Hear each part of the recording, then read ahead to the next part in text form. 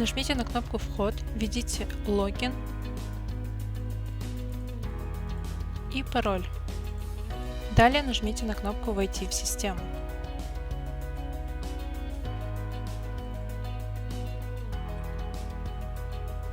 Если вы впервые на портале, то нажмите на кнопку регистрации, введите ваш номер телефона, ознакомьтесь с политикой данных пользователей и нажмите кнопку «Запросить код».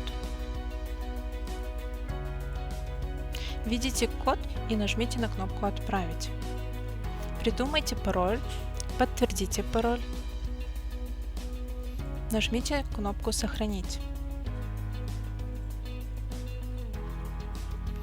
Введите ИИН родителя или законного представителя, далее нажмите на кнопку «Отправить».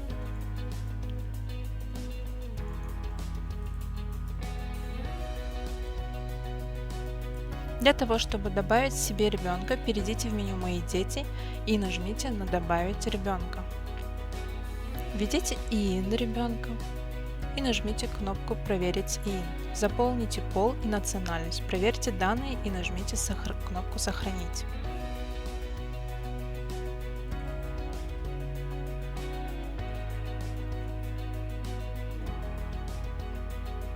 Перейдите в меню «Заявки» и нажмите на кнопку «Добавить заявление».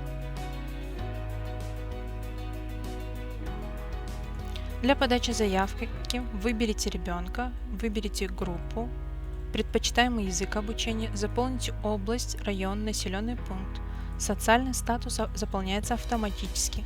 Если вы входите в категорию внеочередных, нажмите галочку «Внеочередной» и выберите категорию и прикрепите подтверждающий документ. Ознакомьтесь и подтвердите согласие на использование сведений. Далее нажмите кнопку «Далее».